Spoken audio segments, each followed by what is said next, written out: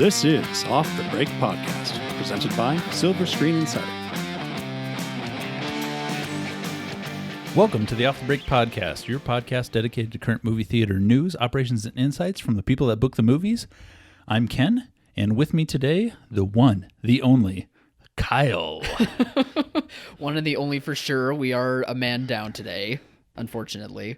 Yeah, Cody's taking a much-needed break from release schedule changes and bookings and everything that we talk about every week, always. from the Peacock, from the HBO Maxes, just sitting quietly in her cabin in the woods.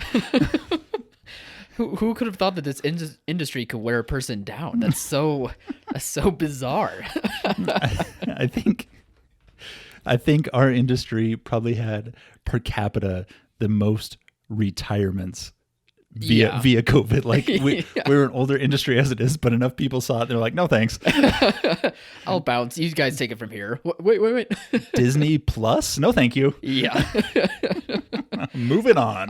I was only fine with the Disney part. Now we have a plus to it. There's more. I'll go rent surfboards as opposed to doing this. Gonna go to my beach in Cancun. Yeah. Retirement fund there.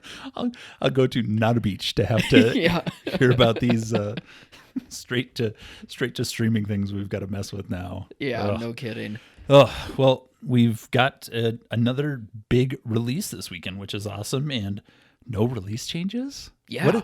So I guess Cody's not allowed to come back ever again, because every time you and I do this, no release changes. I will say, tentatively, we are recording this a day early. It is Thursday right now, as it might be a different day when you're listening to this. So hopefully nothing happened in the meantime. But for right now, besides Clifford's release change last week to where it's not even on a release schedule anymore, it's been calm. It's been a lot calmer than I was anticipating. We're talking directly to you, Sony and Paramount. No release changes before 5 p.m. tomorrow. Yes. Saturday, go crazy. Switch. Don't breathe 2 back a week and then move it forward a week. Go wild. Sure, it gives us content to talk about. Yeah. It's what makes our show. Thanks for feeding the machine. Yeah. But anyway, this week, though, it's all about the Suicide Squad, the remake, sequel, reboot, question mark? I don't know what to call it, but people seem to be liking it so far. Yeah, I'm going with the reimagining. I like it. But it is one of those funky sequels that has some of the same characters. Yeah. A new director, a completely new direction, but continues the story. Yeah. Maybe. But you have Joel Kinnaman, Viola Davis, and Margot Robbie, and Jai Courtney. Awesome. Yeah, no, well, I mean, not awesome there, but well, I mean, they took the good pieces and put them back in. I mean, if you put Viola Davis in like a villain / authority role, like the movie's automatically better. Oh yeah. Everyone knew it going into even the first one, which turned out to be, financially successful, but it was poop. Yeah, it was. Yeah, it's a good thing Cody's not here. I liked that movie. Yeah, defending its honor. Trust me, Cody. When you see this one, you're gonna rethink that. Yeah, no, it's we're definitely excited about it. We did see today that HBO Max is going to allow early shows on it. This was one of the first ones that we got early shows from Warner Brothers on. Mm-hmm. Warner Brothers wasn't doing early shows. Tom and Jerry, Godzilla, they were just the day they started is the day they start. Yeah. And Suicide Squad right off the bat, 7 p.m. the Thursday before. We're getting early shows. And then today we saw online that HBO Max is allowing 7 p.m. Eastern early shows with Suicide Squad, which of course, which is, you can't have your cake and eat it too. The difference in streaming and theatrical for this film was that difference, that 5-hour window they were giving us. Yeah, you couldn't give us that, guys. Yeah. No, and I don't understand what the thought process is. Obviously, you want to get your content to your subscribers as soon as you can, but the 5-hour difference, is very minimal. These fans are hungry. And there's no way to even, they're purposely not propping up the theaters at this point with a decision like that. Yeah. So that in itself is frustrating, but we're going to see, decent grosses this weekend. We're hopeful for a sure. 25, 30, $35 million opening. I think we've seen some projections higher than that, some lower, but I think 35 would be the sweet spot where we would be very happy with what it did. Geez, and here I'm being overly optimistic. I'm thinking it could get to like the F9 range. I mean, not necessarily. Whoa! I'm not saying Black Widow. Whoa! It's not going to get to Black Widow $80 numbers, but 60 million? I don't know. Fire emoji. I think even despite, and I could totally be wrong. It wouldn't be the first time, and it won't be the last. I like the energy. I just think that and it doesn't have any competition, and the openings for movies really matter lately, and I think people have been really surprised by the outpouring of praise that this movie has been getting. Like, it's wiping away the stink that was the previous movie. Again, sorry, Cody, but it's just a fact. And I don't know. I just feel optimistic about it. Hopefully the movie's good. I haven't seen it, but somebody had hot sauce for lunch. I like this. We have to at least make this a happy podcast. We literally gave them bad news about HBO Max doing early shows now. What? Yeah, I think it's going to do 400 million opening now. We'll get crazy with this. It's setting records across the board. It's going to make Avatar look like Boss Baby 1. Which I would totally be here for, but it seems like though other people aren't as high on it because you know more about these types of projections than I do. Yeah, no, they're all over the board. If somebody had a crystal ball for example, next week when we have 3 wide releases, we have Don't Breathe, Respect, and Free Guy, and if you operate a single screen, 2 screen, 3 screen, 4 screen theater, you are going to have to leave one of those off screen. You're not going to have room with Suicide Squad opening, Jungle Cruise holding over. You're just not going to have room. So you're going to have to choose between those. But if you could sit and actually see real projections of, Free Guy opens to 30 million, Don't Breathe 2 opens to 10, and Respect opens to 5, very easily that Respect is the one that you should leave off if it's going to be the lower gross or lowest per screen average. Sure. That's the easy choice. But these projections are all over the place. I mean, these and some of you see have an awesome range. We definitely use our insight on these to look at what we see at our theaters, what we see in pre-sales, what we hear from places. But some of these have a range of like Suicide Squad opening to 25 to 65 million. We got to be right here. It's like, yeah. Yeah. Yeah, that's pretty straightforward. Oh, so it will make money. So you get a $45 million opening. So every movie from Tenet on is opening to between $0 and $40 million. It's a safe bet. I predicted this with 99% accuracy. Right. But that's the way that it is lately. We just, despite having a few months of seeing, how movies are, projected, how movies are playing out in terms of how long they're in theaters, it's still hard to say. We just don't know. We just still need more time to figure out how, things are supposed to open the way they're supposed to now, how things are supposed to play out. It's all still, unfortunately, just a big guessing game, and we're trying to be along for the ride when it comes to it. Yeah, and we've, Silver Screen Insider is an amazing resource for these things because we collect things like trailer views and Facebook reactions and things like that. So you have all those things in one place. And we have used these in the past for theaters having to decide between a good one that we used was Spiral and Those Who Wish Me Dead. Right. Those Who Wish Me Dead, Warner Brothers has a major current-ish star in it, and Angelina Jolie, who's going to be in Eternals, she's making a resurgence. Yeah. And Chris Rock and Samuel L. Jackson haven't done anything big in a while. As resurgence of their own. Yeah. Outside of Marvel. Well, yes. But they haven't done anything real big. So, but by looking at the trailer views, Spiral was outpacing Those Who Wish Me Dead by a substantial amount. Oh, for sure. So that was our little crystal-ish ball. We'll call it call it crystal-like. Yeah, I mean, there's able to see those things. There's definitely numbers to be able to back up making the most educated guess possible, but again, it just comes down to, and people are finicky too. People are finicky in terms of reacting to something initially versus down the road on how they feel about it later on. It's totally possible to, feel the high in the moment when it comes to like a trailer reaction or a new social media post. But then once it actually comes out, then it's very possible that it could be gone. Yeah. Like it's just such a fast-paced world that we're living in. You just never know. Yeah, no, it's definitely a brand new environment. But Silver Screen Insider does have those resources all in one place for you to look and make your own educated guess. Yeah, and maybe it's better than ours. Yeah, definitely.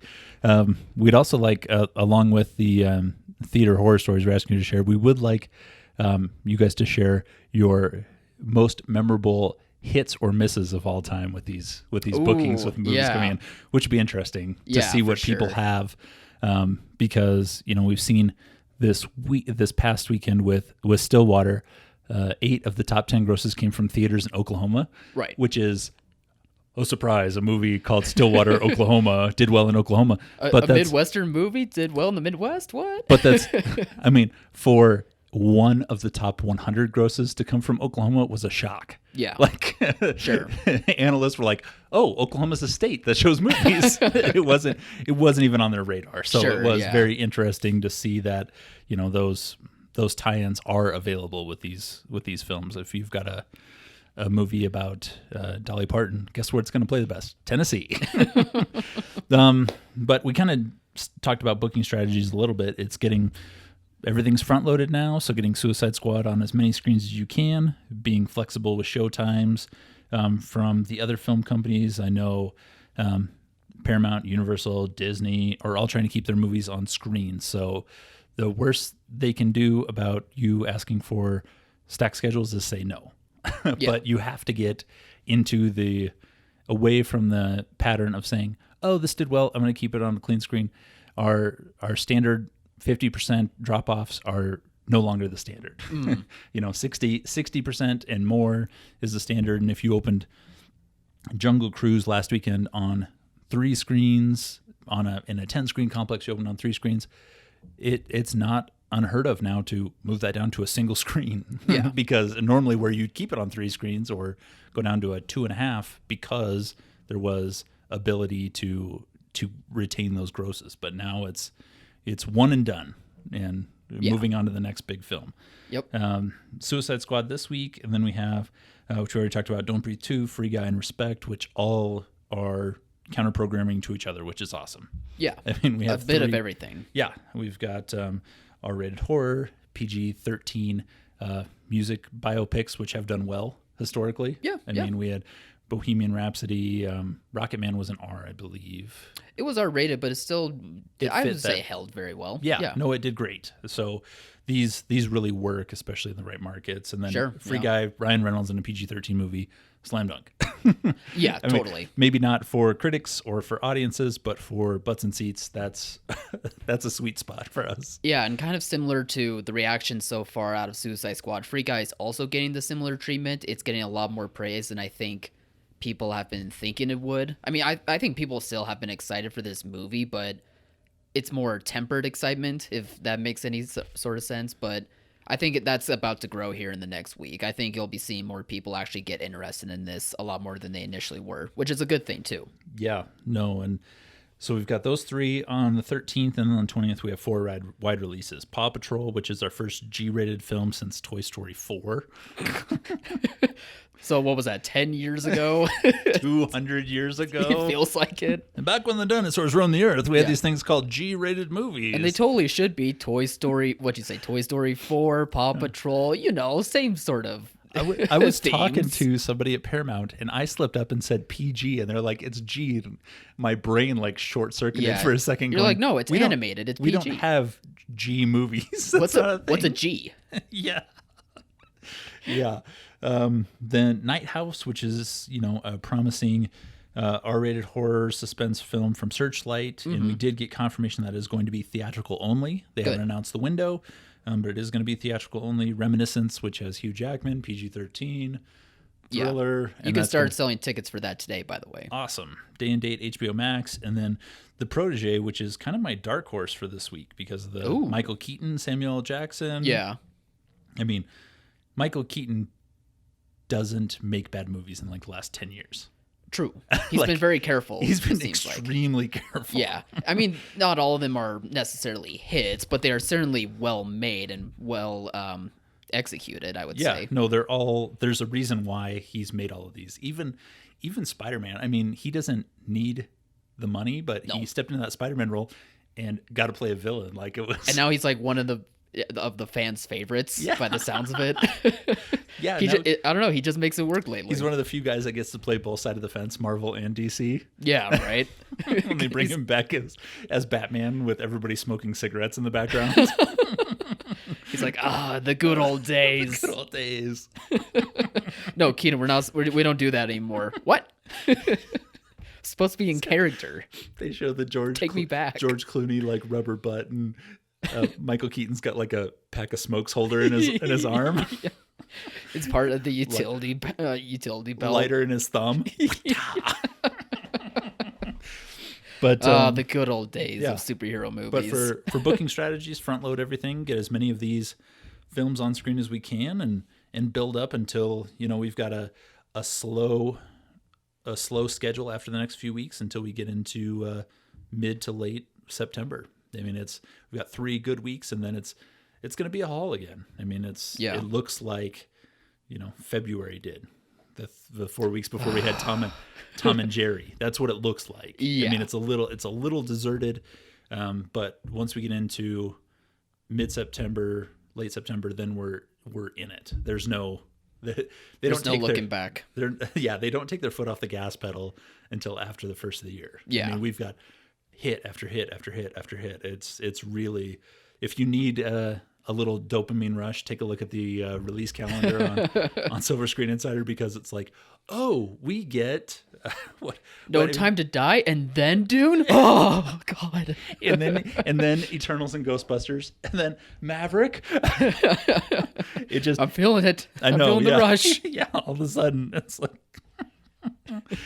It's finally there, where it's like again just keep pushing that morphine button. Yes, good things to come, and we'll get over the hump with you guys when September arrives. Yeah. And speaking of good things coming, we've seen a lot of SVOG updates, lots of people getting money, so just keeps happening more and more. The list keeps growing, so stay positive. If you get any correspondence from SVOG, be quick to respond and make sure you're on it, because now is the time. We're seeing growth every day in these awards, so it's time to get this and use this money to clean up your books and put yourself in a good position before we get into this corridor that we're talking about. Yeah, absolutely. I mean, the late September, October corridor really took off in 2018 when we had Venom.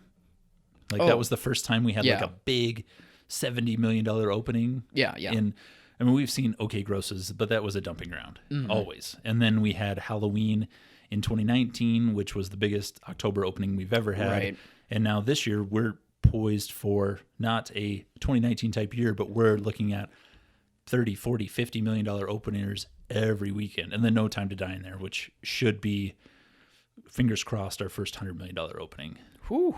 Now that's a hot take. Now that's some big. Well, if Daniel Craig does Full Frontal, it will be $100 million opening, and I will be if yeah, and I will be 100 of those $100 million on repeat showings for this guy. Why is no one else enjoying this? I love it. Just throwing dollars at the screen. Yeah. Lots of applause. Speaking of throwing money away, Kyle, you saw Old and the Green Knight. Were either of these ticket burners? Did you burn the tickets to any of these, or were they?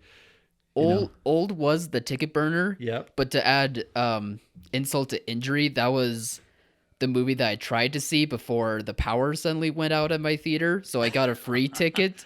And I used the free ticket to go see it, and I burned that one in the process. It was a double ticket burner. Yeah. Oh my gosh. Because I like, I like doing that to myself. I like being in pain. No, this movie's bad. I don't think it's as bad as, the historically bad movies from M. Night Shyamalan. So it seems like a lot of people are just like, oh yeah, it's a bad movie. And then they just walk away from it. Meanwhile, I was just in pain by how bad this movie was to me.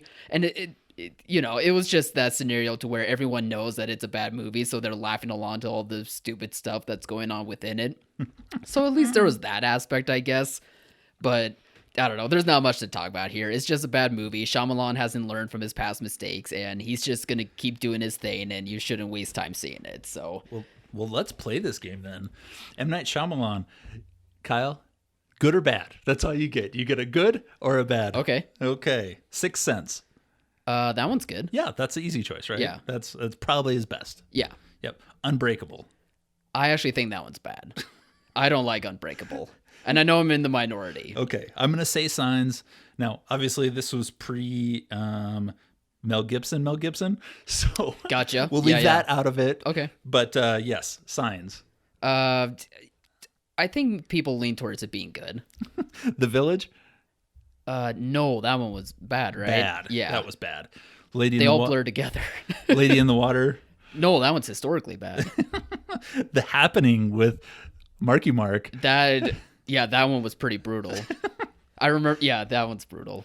The Last Airbender. That was... Oh, it's hilariously terrible. Yeah. And then we go into After Earth. I didn't even bother. No. I didn't bother with that one. Will Smith and Will Smith Jr. Right. And he had his resurgence after that, right? Or like a mini resurgence. Yeah, because Split was good. Split was good and performed well. That's the next one. And then Glass. Glass is bad. Yeah. And that's when it also helped me feel good about myself saying that I don't think Unbreakable is a good movie. Yeah. It kind of helped my point.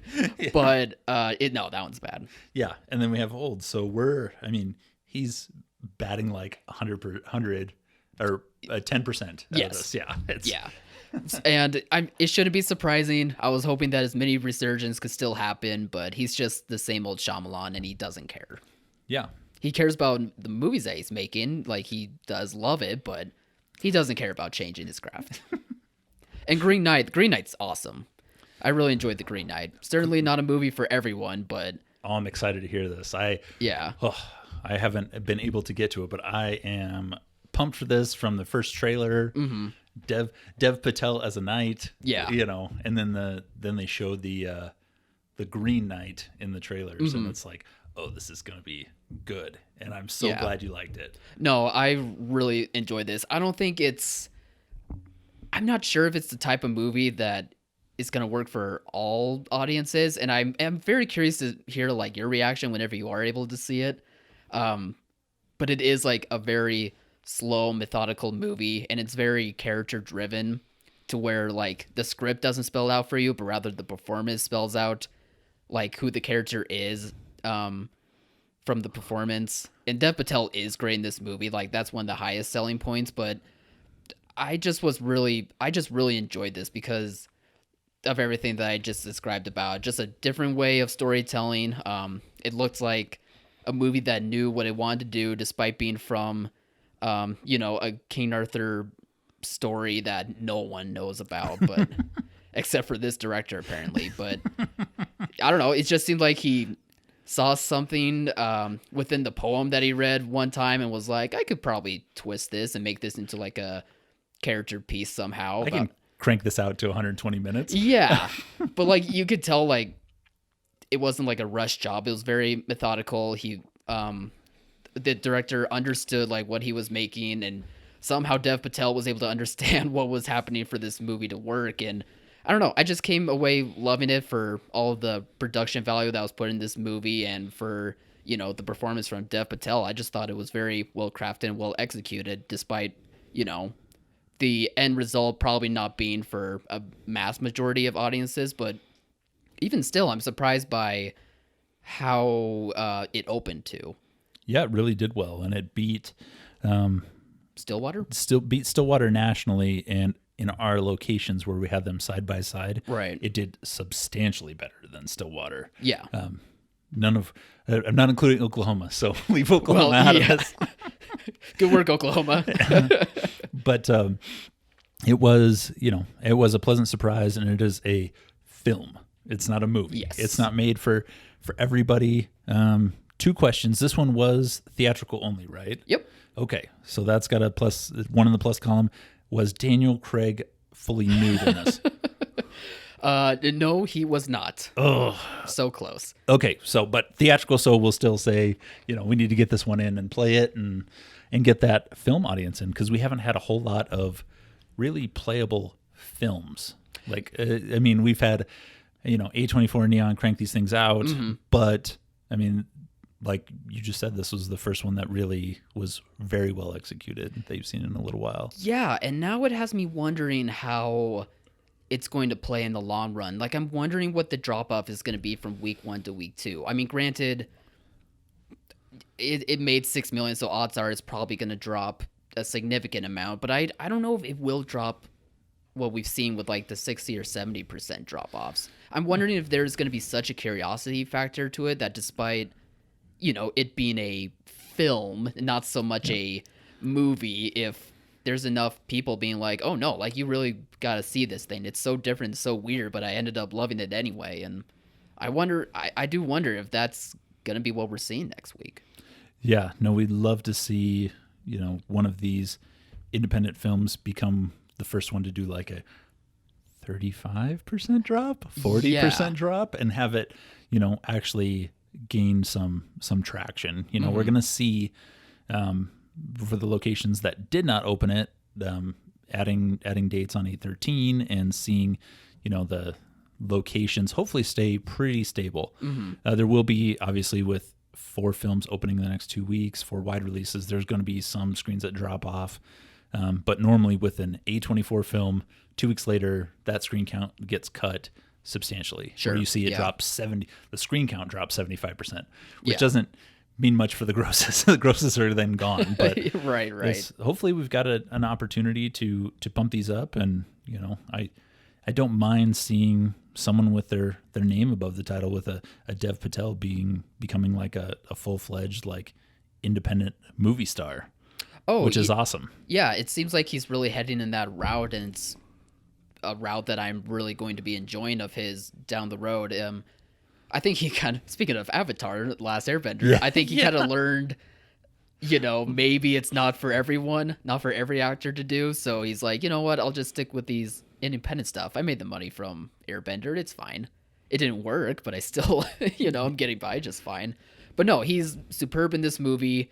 It's definitely a much more out there movie. Definitely a much more, I guess, insightful movie could be a way to coin it. But I wouldn't expect, big, grand epicness of a medieval movie out of this. But it still is really good storytelling. Yeah. Historically, A24, it's either good or really bad. Yeah, that's true. It's that's how they roll. Yeah. At least as far as grosses go. And this one did twice what we were expecting out of it. So that's awesome. That's good to hear.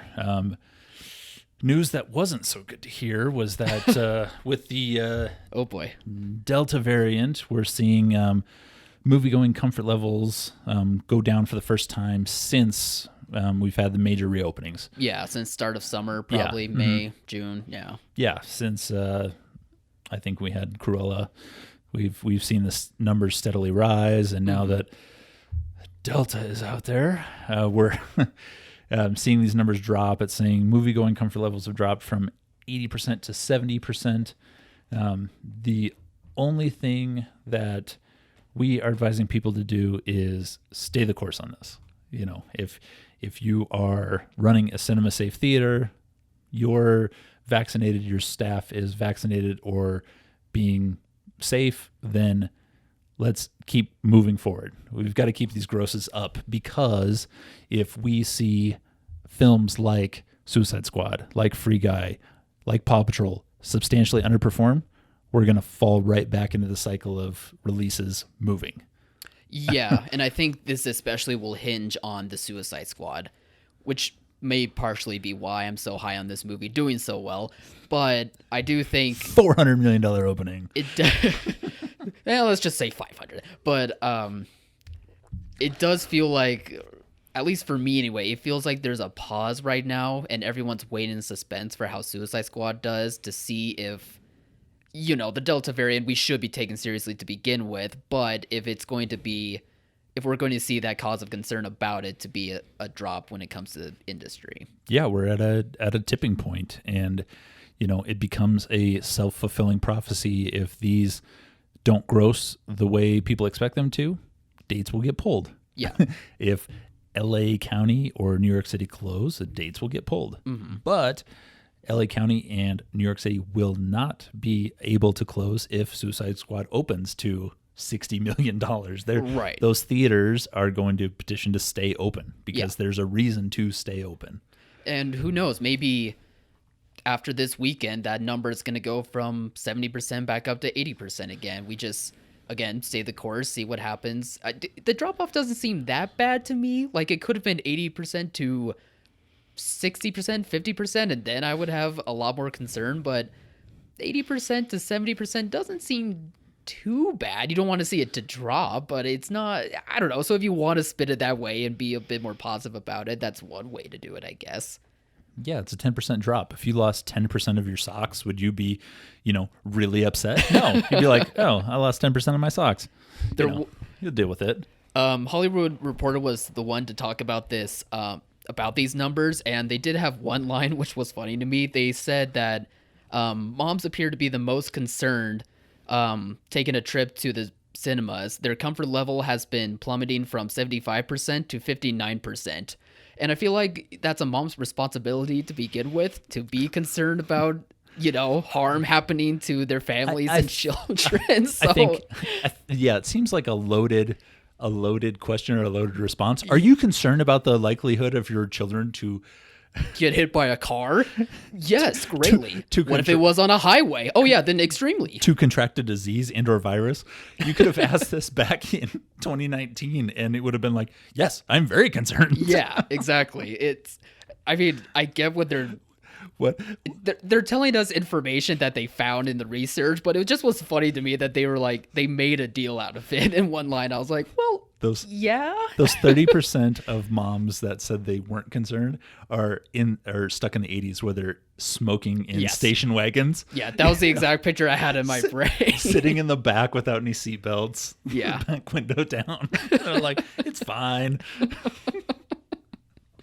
It's fine. If they can deal with my cigarettes, they can deal with a little COVID.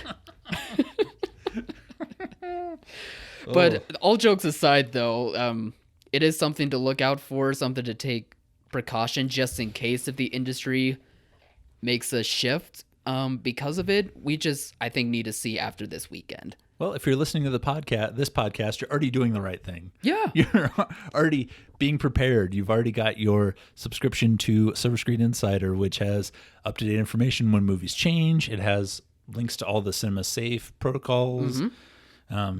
We have all sorts of marketing assets, videos, static imagery, ticketing banners for, the movies that you're still planning on releasing despite studios being concerned. So at least just be prepared and still stay the course until, something actually happens. Yeah, let Hollywood Reporter be concerned with the release calendar and how safe people feel. You guys be out there making people actually feel safe instead of stirring the pot for no reason. Yes, you're doing the work. You're out there on the ground. And we're here to support you. Exactly. For the low price of $25 a month. Yeah. What a deal. It is a good deal. All right. Well, we had one new trailer this week. The big one was Venom, Let There Be Carnage. And boy, there was a lot of carnage in this trailer. Ken, you saw it, right? Did you have any thoughts on this new one? I did. I am not 100% in on Woody Harrelson yet. Oh, okay. I mean, he's just old, I mean, yeah, he's on the older side. I felt that with Zombieland 2, like he was just too old to be like that guy. Right. And he's still like younger than Liam Neeson, but I buy into Liam Neeson for some reason. Like, I don't know what the deal is. Like, he may be too good of an actor to have them make him digital. Right. But turn him into digital goo. Yeah. I'm not sure. Teeth. I'm not sure what the buy-in is, but this has all of the makings of what we loved about the first one.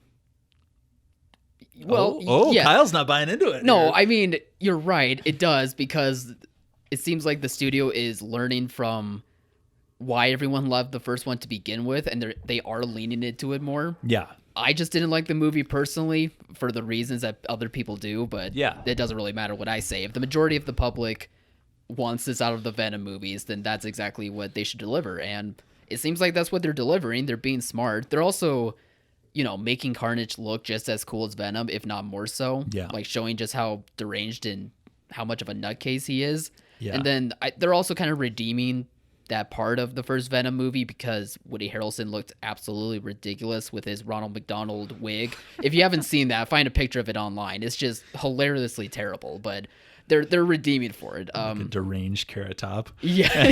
which is saying something, because Carrot Top already looks deranged. Exactly.